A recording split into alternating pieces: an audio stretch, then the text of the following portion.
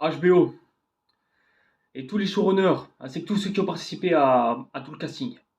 On va se parler franco dans tout le long de cette vidéo. Mais vraiment de franco.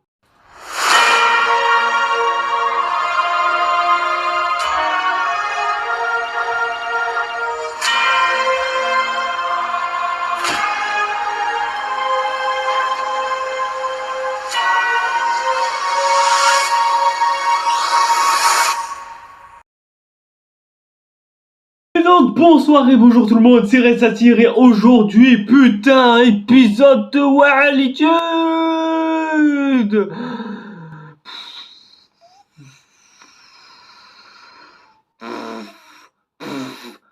Mec, il y a tellement de choses à dire sur cet épisode que je sais même pas par où est-ce que je dois commencer.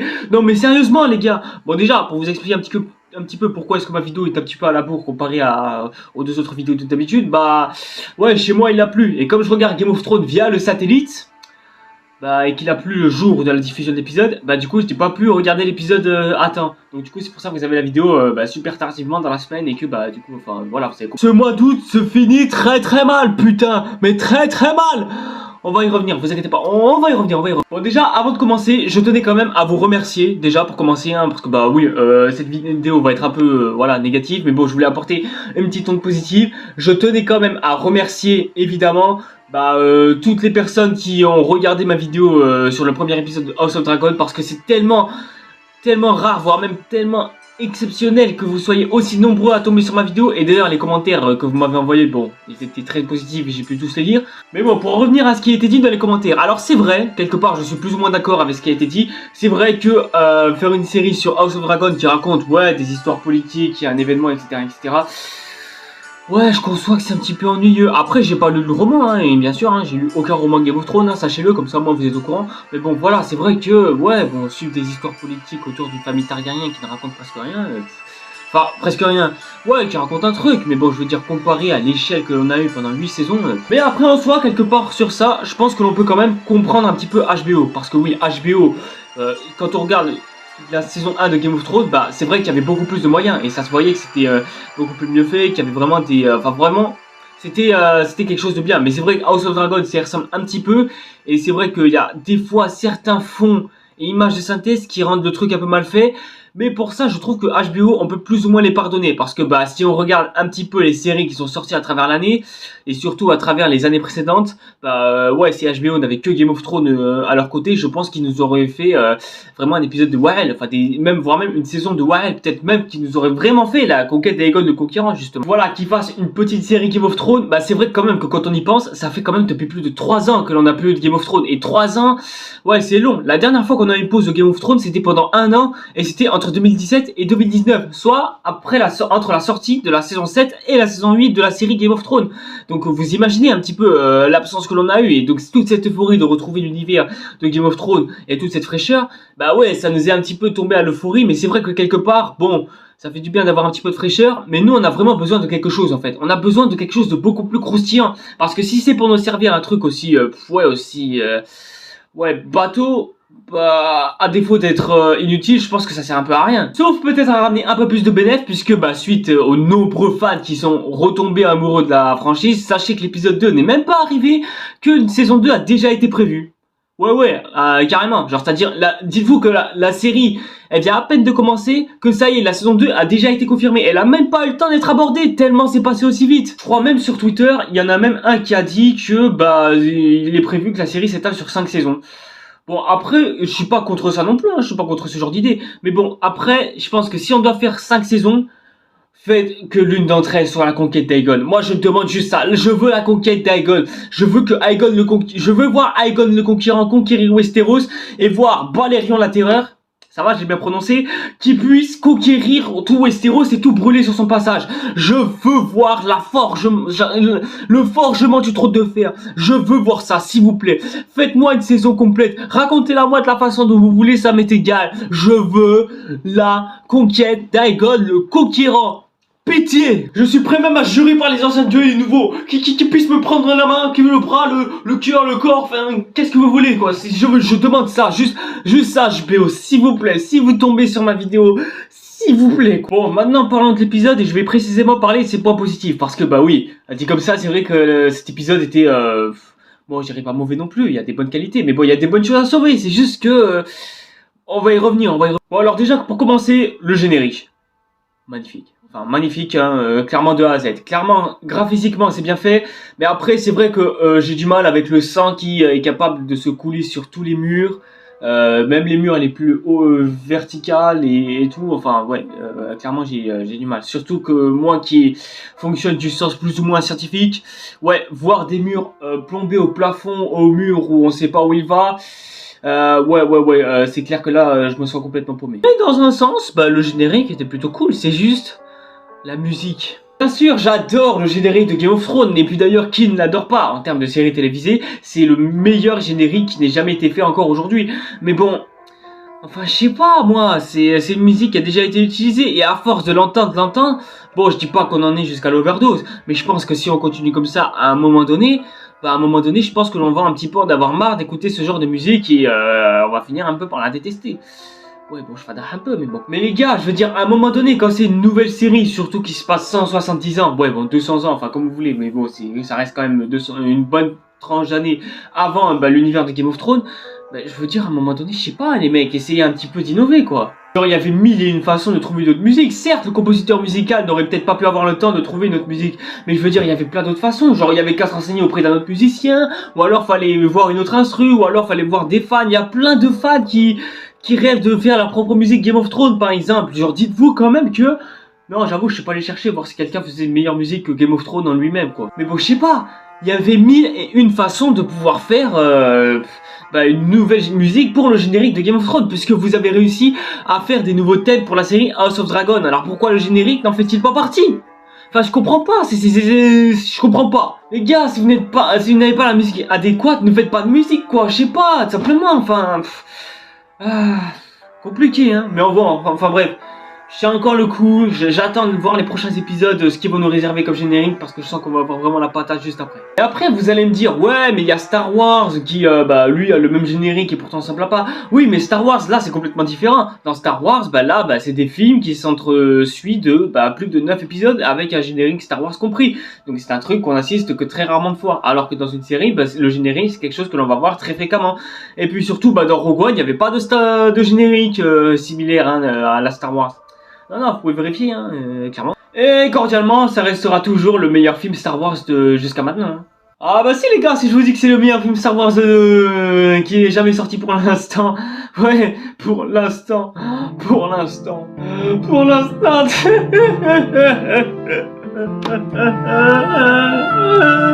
Le sujet abordé dès le début de l'épisode, franchement il est vachement cool. Et par contre, j'ai oublié de vous raconter un petit bémol. L'épisode 2 se passe 6 mois après l'épisode 1.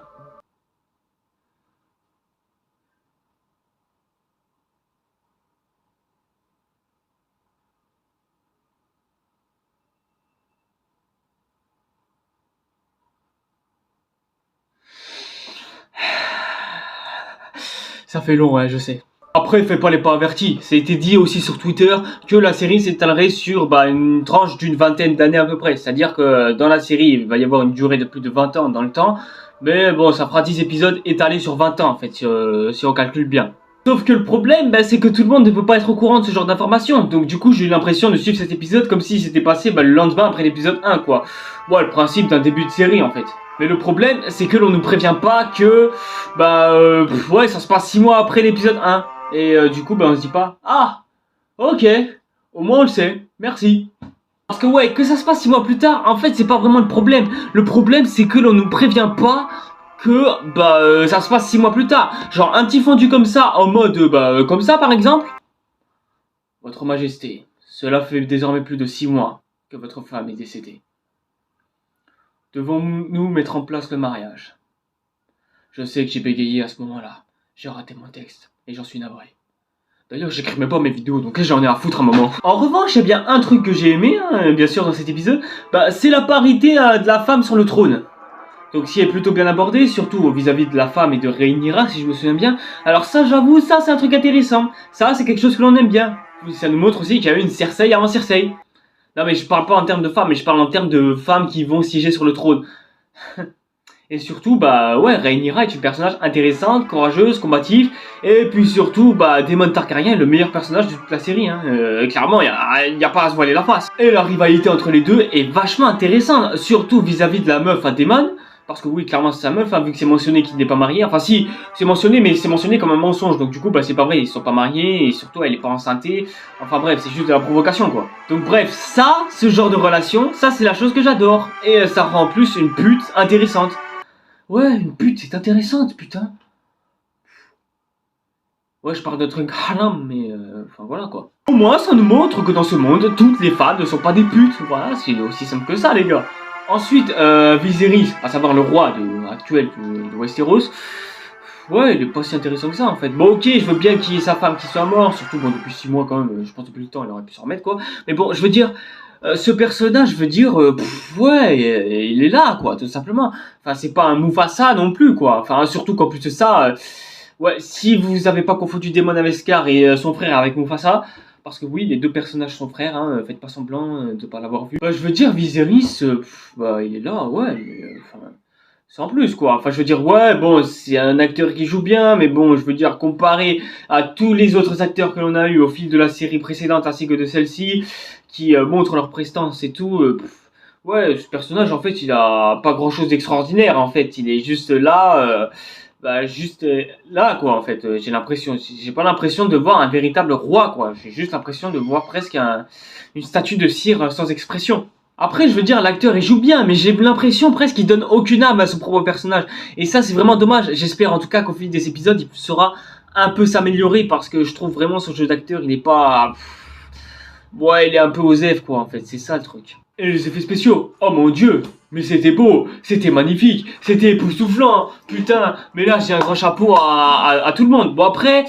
pas non plus trop, puisque bon ok, je veux bien qu'il y ait d'autres séries à côté qui puissent prendre un peu d'argent pour que vous puissiez un petit peu finaliser vos effets spéciaux, mais après pour moi ça passe, hein. Il y a des fonds verts qui ressemblent un peu à des fonds verts, mais pas trop non plus, parce qu'en termes de fonds verts je pense qu'on a vu pire, hein, en termes de série cordialement. Mais bon, quand tu passes à côté de Stranger Things quoi, ouais, même les fonds dans le monde à l'envers ils étaient mieux faits, et encore c'est une série beaucoup plus moderne.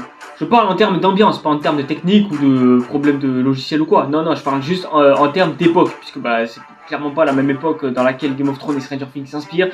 Je veux bien, mais bon, quand tu vois que bah, une série est capable de faire mieux qu'une qui aurait pu être plus ambitieuse, ouais, là tu sens que la concurrence, elle frappe fort quoi. Mais après, quand on regarde les dragons, surtout, bah, les dragons sont super bien faits. Hein. Clairement, bon, ils sont pas plus mieux faits que dans la Game of Thrones quoi, mais bon après Game of Thrones c'est normal, ils avaient un peu plus de temps et moins de séries à mettre en place à côté, donc ils avaient beaucoup plus de moyens à lésigner sur les dragons à l'époque, mais bon c'est vrai que tu sens un petit peu qu'il y a eu 3 ans d'écart en fait entre les deux et ça se voit énormément. Et oh pour oh, il y a ça aussi, oh putain, j'ai cru que j'allais mourir à un moment donné les mecs, j'ai cru que j'allais mourir putain, pour de vrai. Bon déjà je pense que vous avez tous cliqué pour la même raison hein, évidemment, mais j'avais quand même envie d'en parler. Bon déjà pour vous expliquer un petit peu le contexte, bon déjà la femme du roi est décédée puisqu'elle a voulu mettre enceinte un enfant, mais bon au final c'est les deux qui sont partis. Ok, sur ça, bon, vous suivez, hein, on est d'accord. Sauf que la coutume royale du Donjon Rouge, à savoir le château de Port-Réal, du coup, a exigé que un roi devait être forcément marié à une reine parce que voilà, bon, ok, on va chercher une reine du coup, hein, voilà. Sauf que le problème, c'est que cette reine doit être de sang pur de Valyria, à savoir la cité qui érigeait la cité des Targaryens il y a très longtemps, avant que Aegon le Conquérant vienne se placer pour faire sa live. Mais bon, du coup, ils avaient le choix sur n'importe quelle personne, ils auraient pu faire des recherches absolument partout ou installer Tinder, mais c'est d'époque médiévale. Mais bon, de toutes les personnes sur lesquelles ils sont tombés, il fallait que cette jeune femme qui est censée se marier avec le roi ait 12 ans. Genre le roi, il a à peu près une soixantaine d'années, hein, enfin quand on regarde son physique. Et sa fille, enfin la fille de ce conseiller, quoi, à 12 ans. 12 ans. Bon, je sais que c'est le Moyen-Âge, mais... y a pas un petit abus quand même? Après, je sais ce que certains d'entre vous vont me dire, comme quoi c'est une époque médiévale, donc sur ça c'était un peu normal, mais bon... Après, je sais pas si j'ai du mal avec ce genre de choses, parce que j'ai plus de 18 ans, et surtout, ouais, c'était pour les vues que je voulais en parler, mais bon, franchement... Après, moi qui suis de religion musulmane, qui, bon, du coup, a... Enfin, je veux dire quoi? Enfin, voilà, quoi. C'est juste une fille de 12 ans qui va se marier avec un roi de plus de 60 ans. Tout au plus. C'est de la pédophilie, là. Surtout moi qui, en plus, c'est du mal avec la pédophilie. Enfin, qui est pas vraiment du mal, mais qui soit vraiment, sur... je comprends pas, quoi. Je comprends pas. En fait, je dis ça juste parce que j'ai du mal pour l'actrice, quoi. L'actrice qui a dû jouer cette scène. Mais comment est-ce qu'ils ont dû sentir? Et oh, comment ses parents doivent le voir? Oh là là. Non, mais c'est pas possible. C'est un orphelin que vous avez pris sur votre cast, là. C'est pas possible. Je peux que croire ça, s'il vous plaît. Non, mais les gars, s'il vous plaît, soyez sérieux 2 minutes. Dites-moi que vous avez... Non, mais les gars, c'est surréaliste. Je me sens complètement dépassé, là. Je me sens, mais complètement dépassé, quoi. Je ne sais pas comment je dois réagir à ça, sérieux. S'il vous plaît, aidez-moi. Juste, aidez-moi, quoi. En soi, je dis pas que l'épisode était mauvais. Au contraire, hein, il était vraiment bon. Mais bon, franchement, je veux dire... ouais, mais bon, je crois en fait c'est juste la partie pédophilie qui m'a un petit peu perturbé. Et c'est vrai que sur ce genre de choses, c'est un petit peu hargnu quand même. Parce que... Bah ouais, nos gosses quoi, c'est des gosses quoi. Mais en vrai, j'ai pas vraiment envie de parler de ça. Donc franchement, sur les commentaires, défoulez-vous. Hein, voilà. D'ailleurs au passage, voilà, rien que si vous voulez m'aider à me soutenir ou à me faire oublier cette tragédie, ce traumatisme, suivez-moi sur les réseaux sociaux. Où on peut peut-être en parler en privé, hein, si vous voulez, parce que sur ce genre de sujet, non. Non, en vrai, je dis ça comme si j'étais un jeu d'acteur, mais vraiment, ça me perturbe, quoi. Enfin, voilà. Donc, si vous voulez au moins un peu plus me soutenir, ouais, vous pouvez toujours vous abonner à la chaîne et activer la petite cloche, comme ça, au moins, ouais, voilà, j'ai un peu plus de soutien et ça fait plaisir, quoi. Enfin, bref, continuons la vidéo et... Le roi refuse la jeune fille. Ah, merci, bon, bah. Merci. Mais bon, au moins, il va se marier avec la servante de sa fille, donc du coup, ce qui va... Oh putain, non, mais non, mais non, mais non, mais non, mais non, mais non, mais les gars, mais prenez pas de décision quand vous êtes pas prêts, sérieux, je comprends pas. Mais y a absolument rien qui va dans cet épisode, y a rien qui va, mais y a rien, y a rien, y a rien, y a rien. Bon, ok, les cardages se resserrent un peu plus. Mais là c'est encore pire, putain, mais je comprends pas, mais je comprends pas, je comprends pas. Oh putain, mais j'en ai marre, mais j'en ai marre, j'en ai marre. Vous faites exprès pour me faire souffrir, avouez-le. Encore, quand c'était côté consanguin, Jamie Cersei en tout cas, bah, au moins c'était un petit peu compréhensible. Ils avaient à peu près le même âge, enfin pour moi ça pouvait plus ou moins passer, et ils avaient l'air plus ou moins consentants. Mais là... Ah, je sais pas, après j'ai du mal avec la pédophilie, je viens de vous le dire, les gars, j'ai vraiment trop du mal avec ce genre de truc. Bon, je dis pas que j'ai été traumatisé sur ça ou quoi, mais bon, je veux dire, enfin voilà, quoi, ce genre de truc, j'ai trop du mal à tenir le coup, franchement, je me sens complètement dépassé. Non, mais vraiment, pour de vrai, c'est vraiment vrai, quoi. Je n'ai plus de pouvoir, je n'ai plus de force, je sens plus rien. Enfin bref, bon, au moins... L'épisode était plutôt cool, hein, c'est ça qui est bien. Il y avait au moins Daemon qui a au moins su jouer le rebelle. Et ouais, bon, au moins on a eu ça de bien. Il y a Rhaenyra qui s'affirme un petit peu comme princesse de Westeros, donc ça c'est bien au moins aussi.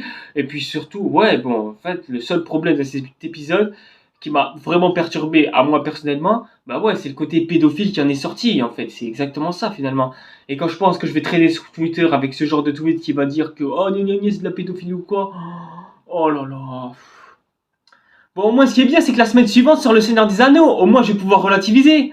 Et ouais, parce que là, à partir de maintenant, c'est à ce moment-là que les choses vont se corser. Parce que à partir de ce moment-là, le Seigneur des Anneaux et House of Dragon vont vraiment se faire la guerre pour savoir exactement quelle est la meilleure série médiévale qui a été proposée à la télévision. Parce que pour l'instant, Game of Thrones reste encore au sommet et elle arrive quand même à truster sa première place, en espérant que l'Anneau du Pouvoir soit tout aussi bien. Mais après, c'est vrai que j'ai une relation un peu différente avec la saga du Seigneur des Anneaux, mais bon, on en parlera quand la série sortira en tout cas. En tout cas, voilà les gens, c'est tout pour cette vidéo. Merci de l'avoir suivi jusqu'au bout en tout cas, hein, ça me fait plaisir.